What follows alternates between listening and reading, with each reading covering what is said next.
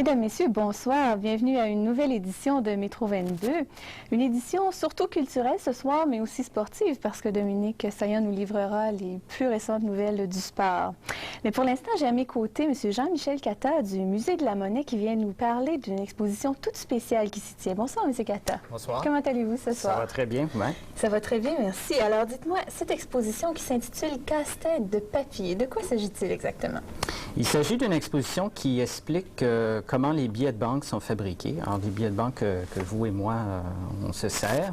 Et l'exposition, entre autres choses, détaille toutes les étapes de la fabrication d'un billet de banque, c'est-à-dire du début, c'est-à-dire la conception du billet de banque, le design qu'on va choisir, etc., jusqu'à l'impression du billet de banque. Et tout ça ce sont des étapes très complexes, un processus très compliqué. Et l'exposition vous donne une chance de découvrir, et c'est assez unique parce que c'est assez rare qu'on explique comment est-ce qu'on fabrique un billet de banque. Et le contexte s'y prête bien parce que vous avez, entre autres, comme invité spécial de cette exposition, le graveur qui a gravé, un graveur qui grave, c'est très bien, n'est-ce pas? Diverses des pièces, pas des pièces de monnaie, mais des dollars. Oui, c'est une chance d'ailleurs assez unique parce que c'est un type, M. Yves Barry, qui travaille dans l'ombre depuis 38 ans, qui a gravé un très grand nombre de billets de banque. Et il est à notre musée dimanche prochain, dimanche qui vient, pour justement montrer comment on grave un billet de banque et faire le lien aussi entre la fabrication du billet de banque et aussi l'art. Parce que, dans le fond, le travail que fait M. Barry, c'est en fait un travail artistique. Et ça montre comment le billet de banque est à la fois un mélange d'éléments techniques, mais aussi d'éléments artistiques. Ça doit être très intéressant, mais ce M. Barry, j'imagine, étant donné que la monnaie ne se renouvelle pas à une fréquence telle qu'il est occupé tous les jours, est-ce qu'il fait autre chose aussi? Est-ce qu'il est artiste? Est-ce qu'il produit des œuvres pour lui-même aussi? Je crois qu'il me disait l'autre jour que dans ses passe-temps, il fait de la gravure sur ivoire. Alors, comme vous voyez, la gravure occupe passablement son temps. Par contre, pour ce qui est de la gravure des billets de banque, c'est encore une fois un processus qui est très long. Ça peut paraître assez court, on grave un portrait ou un autre élément, mais ça peut prendre un certain nombre de mois. Oui. Et aussi, il me disait également l'autre jour que c'est lui qui a gravé certains des billets des coupons, plutôt du magasin Canadian Tire, entre autres. Alors, il a fait toute une gamme de choses durant ses 38 ans de travail, dont, et surtout, évidemment, les billets de banque. Oui, bien, on sait qu'il y en a des nouveaux billets de banque qui sont sortis quand même assez récemment, tout ça. Qui est-ce qui détermine quelle gravure on retrouvera sur les billets de banque? C'est d'abord la Banque du Canada, la Banque centrale, qui regarde différents motifs, etc. Puis finalement, la Banque décide, bon, ben, on choisit tel design plutôt qu'un autre. Mais la décision ultime appartient au gouvernement canadien. C'est lui qui va dire, oui, nous acceptons, ou bien on aimerait avoir certains changements. Alors, si vous voulez, la Banque agit en tant que conseillère. Et va exécuter le travail, mais c'est évidemment le gouvernement canadien qui approuve en fin de compte. Le billet. Et puis finalement, la raison pour laquelle on renouvelle les billets à une fréquence, vous me disiez, d'à peu près 10 ans, c'est pour évidemment, entre autres, contrer les actions de certains faux-monnayeurs qui essaieraient de produire des billets de banque. Alors dites-moi, entre autres, la technologie a contribué à rendre ces billets plus sécuritaires, si on peut dire. Expliquez-moi donc un peu quelle nouvelle technologie permet justement de rendre ces billets. Oui, il y a notamment sur les nouveaux billets de 50 et de 100 $, les deux billets qui ont sorti là, dans les 2 dernières années. Vous avez dans le coin gauche ce qu'on appelle une vignette de sûreté, qui est une espèce ça ressemble à un hologramme, mais en fait, c'est un carré à peu près de la grosseur d'un 5 sous, fait de très fines particules de céramique collées ensemble. D'une certaine façon. Oui. Et puis, quand vous tournez le billet, vous allez avoir, je crois que quand on tient le billet comme ça, c'est soit jaune ou vert, ou en tout cas d'une certaine couleur. Puis quand vous tournez le billet comme ça, vous allez obtenir une autre couleur.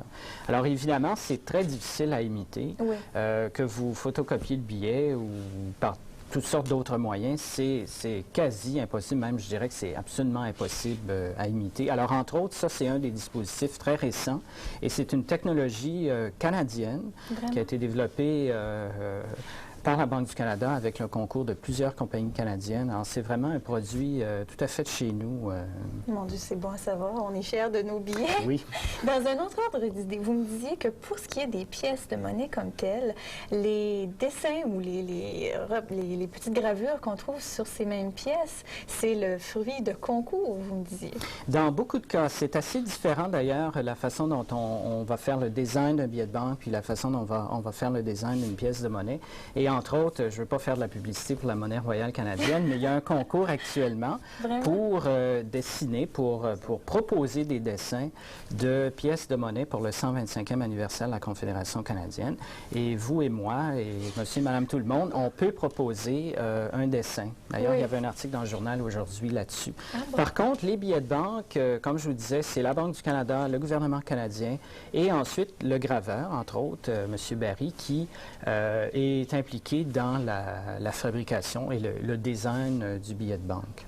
C'est très intéressant. Alors, ça veut dire que le concours est ouvert et n'importe qui peut envoyer ses dessins. D'après ce que je disais aujourd'hui, n'importe qui, c'est ouvert vraiment à tous. Et il y a même des prix en argent, je crois. Eh bien, c'est bon à savoir. Alors, en terminant, M. Cata, dites-moi, quand est-ce qu'on peut aller voir cette fameuse exposition sur les billets de banque? Alors, l'exposition dure jusqu'au dimanche 10 mars. Alors, il reste à peu près 3 semaines. Et, entre autres, dimanche, M. Barry est au musée entre 2h et 5h de l'après-midi, alors dimanche 24, là, qui s'en vient. Et il y aura des démonstrations de gravure à 2h, 3h et 4h de l'après-midi. Alors, on peut aller rencontrer. Est-ce qu'il y a un numéro de téléphone à composer si on veut plus d'informations? Oui, c'est le 782-8914. Monsieur Cata, merci beaucoup de votre visite à l'émission. On y sera, cette belle exposition. Merci beaucoup. Merci. Et puis, on vous présente maintenant un reportage que Simon Barrette, que nous recevrons un peu plus tard à l'émission, Le Chanceux, a réalisé avec le groupe Rock et Belles Oreilles. Bonjour, ici Bruno Landry et Yves Pelletier de Rock et Belles Oreilles. Tous les soirs, j'écoute Métro 22, sauf le vendredi et samedi 22 et 23 février, évidemment. Ou qu'est-ce que je fais, Yves? Eh bien, tu es à l'Opéra du Suéna. Pourquoi donc? Pour un spectacle de Rock et Belles Oreilles. Ah!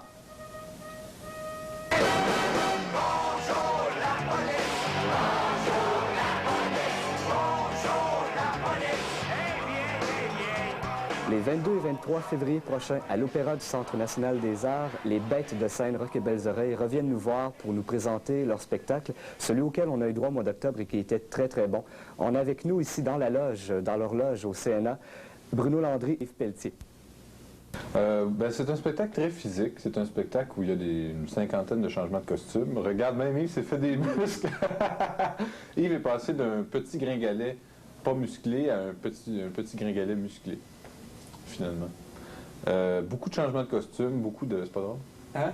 Je pensais, je te regardais puis je disais, je te trouvais séduisant.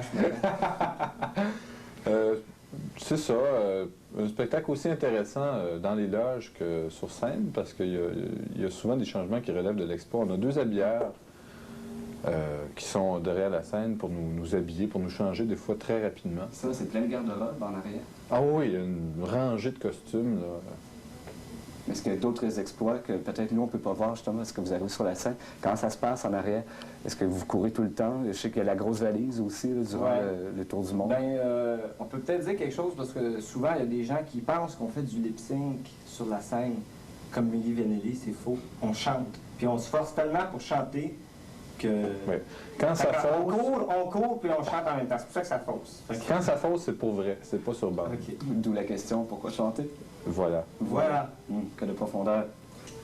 Le spectacle, est-ce que c'est un spectacle pour rire, uniquement pour rire? Parce que c'est quand même très acidulé aussi. On sent une critique là, de nous-mêmes, mais... Je sens que c'est quelque chose qui touche beaucoup, toi. Tu as l'air un petit peu révolutionnaire, hein? Avec le bandeau et les cheveux longs. Mes cheveux. On a un message, dans le fond. C'est un gigantesque complot. Hein? On veut livrer un message... Je me souviens plus du message. Mais je trouve que tu renies vite le bandeau et les cheveux longs. T'en portais dans le passé. Justement. C'est ça. Te voilà coincé. Oui. Alors, c'est ça. Sérieusement, c'est que En général, notre but principal, c'est de faire rire. Mais on ne peut pas faire abstraction de ce qu'on est. C'est-à-dire que moi-même, il y a juste 2 ans, j'avais un bandeau et des cheveux longs et je voulais changer le système. Mais finalement, à l'intérieur du système, je m'y suis plus. Mais c'est un spectacle où vous faites beaucoup participer les gens aussi. Bruno en chef gros lot avec le célèbre Crastillon qui a été goûté. D'ailleurs, est-ce que tu avais des anecdotes justement avec les gens qui participaient? Il y a les slow-mo qui jettent le popcorn, ça. Est-ce qu'il y a eu des mauvaises réactions des fois? Des gens qui ont vraiment qui ont regoûté le Crastillon 2 fois peut-être? Ou des gens qui sont précipités sur la scène pour... Ben oui, c'est arrivé que la semaine passée à Montréal, il y a quelqu'un qui s'est levé en courant puis qui est venu en avant pour manger le Crastillon. Il avait le goût. Il avait le goût d'en manger. Alors, il est allé se rasseoir suite à mon invitation. Et après, je l'ai rappelé. Il y a déjà des gens aussi qui m'ont lancé du Crastillon. Une femme qui en a pris et qui m'en a lancé carrément. Il y a des gens qui n'aiment pas tellement ça non plus, se faire solliciter, se faire pitcher du popcorn dessus. Oui, mais... Mais quand ça se passe, est-ce que vous vous promenez, puis je sais pas, pendant que vous êtes sur la scène peut-être, ou genre en coulisses pendant l'entrée, ah, celle-là, une bonne bouille, on va aller la chercher. C'est un petit peu difficile parce que quand tu as les projecteurs dans le visage, là, tu vois à peu près les 2 premières rangées. Puis en général aussi, c'est que tu n'as pas le temps de te concentrer trop sur la face du monde. Quand tu es en train de jouer, tu sais, on va dire « Ah, bien sûr, j'étais l'autre jour dans ça. » Mon Dieu, il y a-tu fait? C'est ça déconcentre un petit peu. C'est spontané. Parce que des fois, il y a des faces, là, on va dire une affaire. Ça déconcentre quand tu regardes ça. Comme toi, si tu serais là. Vous ne me manqueriez pas.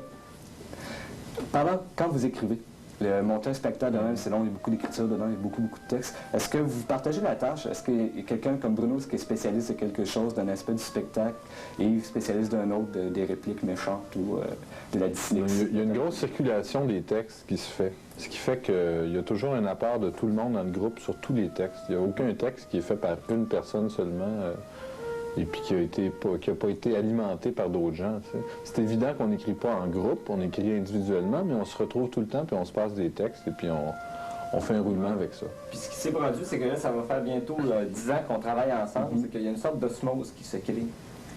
Puis peut-être qu'au début, on avait des styles peut-être plus distincts, mais au fur et à mesure, on sait comme ça fait comme un gros pâte de, tu sais, je sais pas, une espèce de gros jello, de pudding. Puis à un moment donné, c'est difficile d'identifier exactement qui a écrit tel texte. Comment vous adaptez les spectacles? Vous venez à Ottawa, vous parlez du maire d'une petite ville en banlieue, vous allez à Montréal, vous allez parler d'une autre ville, ça, des choses plus locales. Il faut que ça se fasse vite, j'imagine. Quand c'est un show d'un soir, vous arrivez en ville. Bob Labine peut pas passer inaperçu, tu sais, là, c'est le maire de quoi? La pêche. La pêche, oui, le maire de la pêche, on va en parler quand on va revenir. Ben c'est quand, à chaque fois qu'on arrive dans une nouvelle ville, c'est que on se renseigne tout le temps sur ce qui se passe dans le bout. Premièrement, c'est plus amusant pour le monde de la place d'avoir des gags, tu sais, je veux dire, des gags locaux. Puis pour nous autres aussi, c'est plus intéressant que tout le temps répéter les mêmes affaires. Au moins, tu te dis, bon, il y a un nouveau thrill, tu as des nouveaux gags, tu as une nouvelle... Parce qu'à un moment donné, ça devient... Tu sais, tu fais des spectacles, là, ça va faire bientôt une centaine de spectacles qu'on va faire. À un moment donné, à chaque soir, il faut que tu donnes des nouveaux défis. Ça peut être genre, mettons, ça va une claque à Bruno quand il s'en attend pas pendant un numéro. Attention. Mettre quelque chose dans le Crastillon. Des fois, c'est déjà vrai, Bruno. Ça, il y avait beaucoup de tabasco. Parce que c'est comestible, tout ce qu'on mange là-dedans, mais des fois, ça l'est un peu moins. Oui. Ça a tellement pas l'air, par exemple. Le colorant alimentaire, mon ami. Le colorant? Oui, c'est merveilleux. Recette secrète, en primaire. Merveilleux. Et voilà, révélé. Alors, tu veux oublier la guerre, la récession, la TPS? Eh bien, viens rire un bon coup. C'est une petite promo, tu fais un zoom in là-dessus, puis tu laisses la personne s'adresser directement à toi, public cible. C'est ça, c'est un spectacle où les gens rient beaucoup. Ceux qui l'ont pas vu, ça vaut la peine, je pense. On va aller vous voir. Merci beaucoup. Félicitations pour ton prix.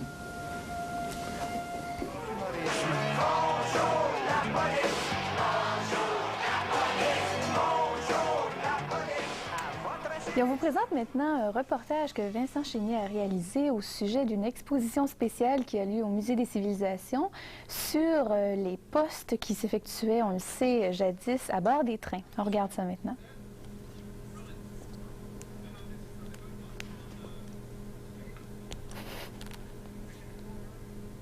Oh, wow!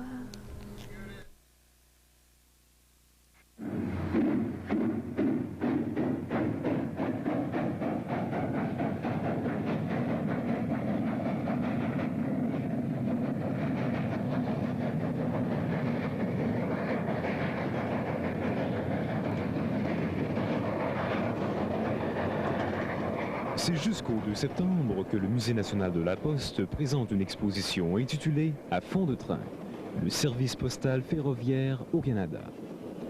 Recréant l'ambiance des bureaux de poste jadis aménagés à bord des trains, l'exposition « À fond de train » lève le voile sur plus d'un siècle d'histoire de la Poste au pays.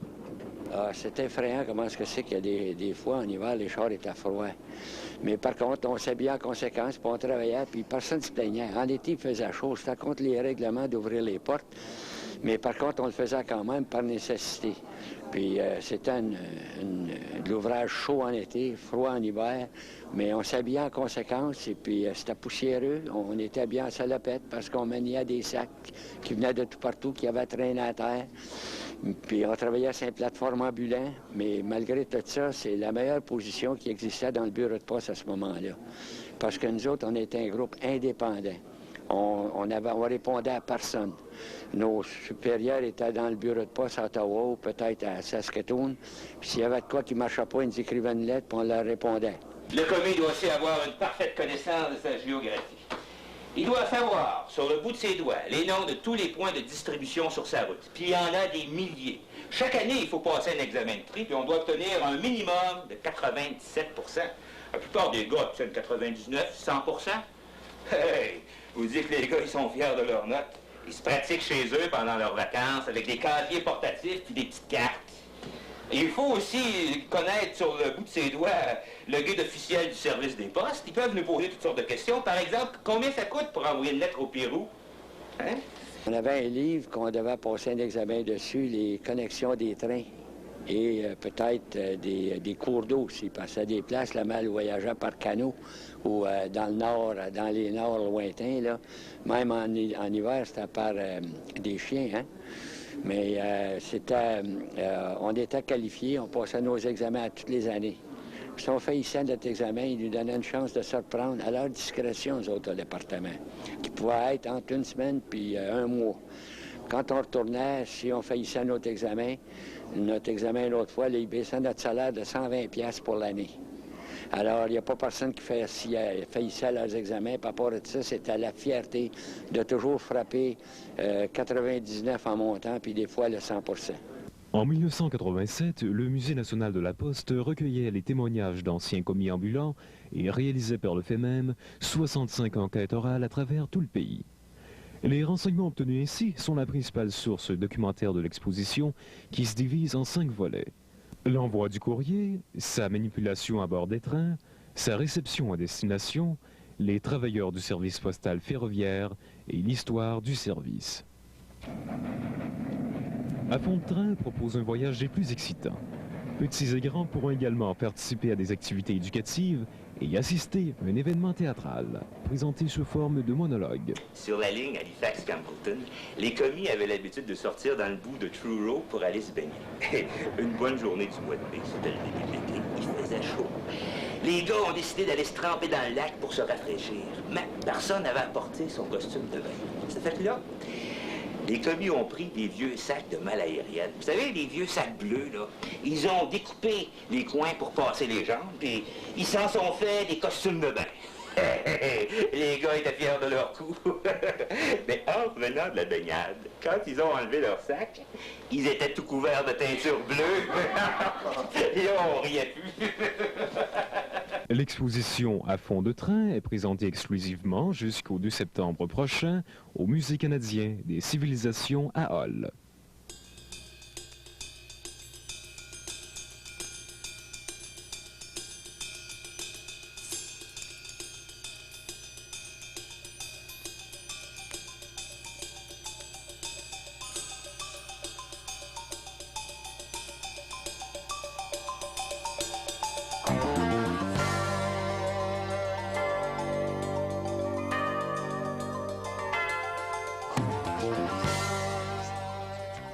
Bonsoir Dominique. Bonsoir Brigitte. Comment ça va? Ça va très bien. En forme? Oui. Bon, alors on commence malgré tout par une nouvelle pas trop intéressante. La récession affecte un peu tout le monde. Oui, même l'Université d'Ottawa. Ben oui. En effet, Brigitte, parce que pendant que l'administration de l'Université d'Ottawa s'apprête à, encore une fois, à hausser les frais de scolarité pour la prochaine année, le service des sports est pris avec une réduction des budgets, telle qu'annoncée hier par le gouvernement ontarien. Le service des sports de l'Université verrait en effet son financement être réduit d'environ 180 000 au cours des 3 prochaines années. Mais cette somme ne représente en fait qu'une faible partie du budget qui est évalué à environ 1,4 million de dollars. C'est la raison pour laquelle les dirigeants du service des sports ne voient aucune raison de s'énerver, pas plus que d'envisager des coupures pour la prochaine saison. Quant aux rumeurs voulant que certains sports universitaires tels que le football, le basketball ou le hockey soient en danger, les dirigeants du service des sports considèrent que ça va prendre beaucoup plus que cela pour tuer un des sports à l'Université d'Ottawa. Amateurs de ski, avec la température des derniers jours, votre saison tire à sa fin. Mais pour ceux qui n'avaient pas encore choisi la destination de leur prochain voyage de ski, je vous suggère le reportage qui suit. Monsieur Bernard Noël, vous travaillez en marketing au Parc du Mont-Sainte-Anne, qui est très bien représenté encore cette année. Comme toujours, effectivement, Dominique, on vient à Ottawa. On a une bonne clientèle à Ottawa. Tous les ans, on vient rendre visite à notre monde et puis faire part des nouveautés pour la nouvelle saison de ski, qui commence le 17 novembre prochain pour nous autres. Parlez-moi un peu du site. Je pense qu'il est considéré premier dans l'Est de l'Amérique. C'est très bon. On a été coté le premier dans l'Est de l'Amérique par le Ski Magazine, un magazine très prestigieux, magazine américain. Le 7e dans toute l'Amérique du Nord et puis le premier dans l'Est pour différentes raisons, hébergement, qualité de la neige, qualité des pistes, choix de pistes, etc. Combien de pistes au Mont-Sainte-Anne cette année? 50 pistes sur 3 versants. Ce qu'on voit ici, c'est le versant sud de la montagne. On peut aussi skier le nord et l'ouest. Alors, ça donne une variété très intéressante de pistes de débutants, double noir, experts. On a des pistes qui sont qualifiées pour les Coupes du Monde, etc. Le site du Mont-Sainte-Anne est également un parc. Je pense qu'on peut y pratiquer le ski de fond. Effectivement, on a sur le parc du Mont-Sainte-Anne. Le Mont-Sainte-Anne, c'est le Mont-Sainte-Anne, mais le parc du Mont-Sainte-Anne, c'est beaucoup plus que la montagne. C'est un immense territoire. On a un centre de ski de randonnée avec 214 km de sentiers, qui est dirigé en partie par Pierre Harvey, qui est un athlète national que tous les skieurs de fond connaissent très bien. C'est un centre qui est très bien organisé, avec les refuges chauffés en sentier, l'auberge du fondeur, etc. Est-ce qu'il y a des modifications majeures apportées au site pour la prochaine saison? Cette saison-ci, les modifications majeures ont été apportées dans les dernières années, l'année dernière et l'année d'avant. Ce qui est de principal changement cette année, c'est la billetterie. Alors, on a une billetterie qui est informatisée à la grandeur de la montagne. À chaque remontée mécanique, un nouveau système de billets qui est très, très flexible. Les gens peuvent acheter des heures de ski, peuvent acheter des points, peuvent acheter des billets réguliers. Alors, tout est possible. Mont-Sainte-Anne, sky is the limit. Monsieur Bernard Noël, je vous souhaite une excellente saison. Je vous remercie bien. Bonjour aux gens d'Ottawa. Hockey maintenant, eh bien, on peut dire que Guy Lafleur est probablement le joueur de hockey le plus apprécié des partisans en ce moment. Après Winnipeg et Vancouver, c'est à Los Angeles que le numéro 10 des Nordiques fut ovationné pendant longtemps hier. Lui qui en était bien sûr à sa dernière saison, donc à son dernier voyage dans l'Ouest en tant que joueur professionnel. Mais ce qui est de plus remarquable, c'est qu'au début de la 3e période du match d'hier à Los Angeles, après que les partisans réclamèrent intensément Guy Lafleur sur la patinoire, l'arbitre du match, Paul Stewart, a demandé à l'entraîneur des Nordiques, Dave Chambers, de retourner Guy Lafleur sur la patinoire, croyez-le ou non. Les Nordiques ont cependant subi la défaite 6-1 aux mains des Kings de Los Angeles. L'unique marqueur des Nordiques, vous l'avez deviné, Guy Lafleur.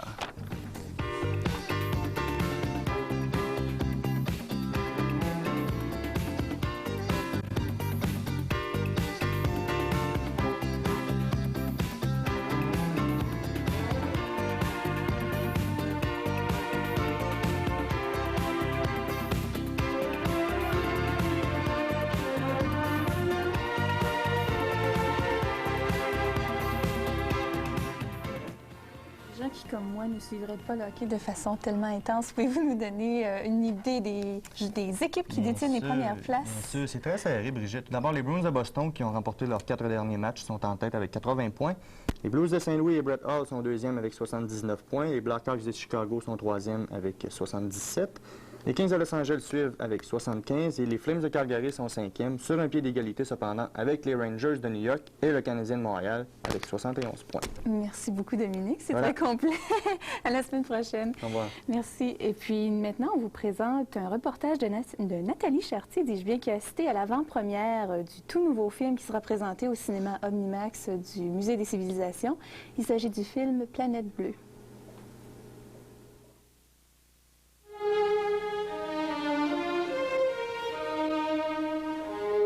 Planète bleue, un film sur la Terre, réalisé directement de l'espace. La mission STS-31 a tourné à 330 000 au-dessus de la Terre pour montrer à vous terrestres des images inusitées, jamais filmées avant ce jour en Omnimax. Cette cinématographie vous fera pénétrer dans cette projection d'images, 10 fois plus grande que les cinémas conventionnels. Sensations et vibrations seront au rendez-vous. Admirez maintenant cette planète, notre planète, la Terre.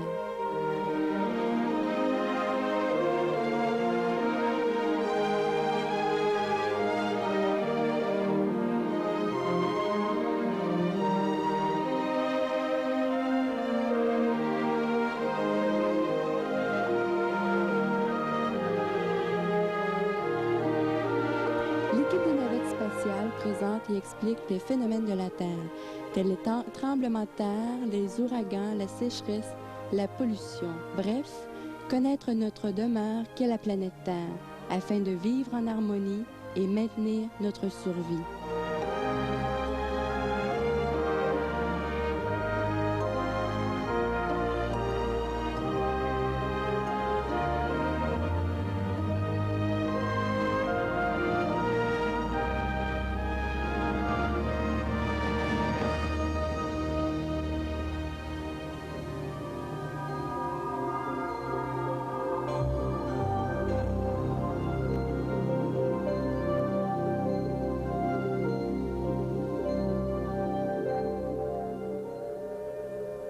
Planète bleue, sur écran Omnimax d'une durée de 42 minutes, est une présentation de Bell Canada, présentée au Cinéplus du Musée canadien des civilisations.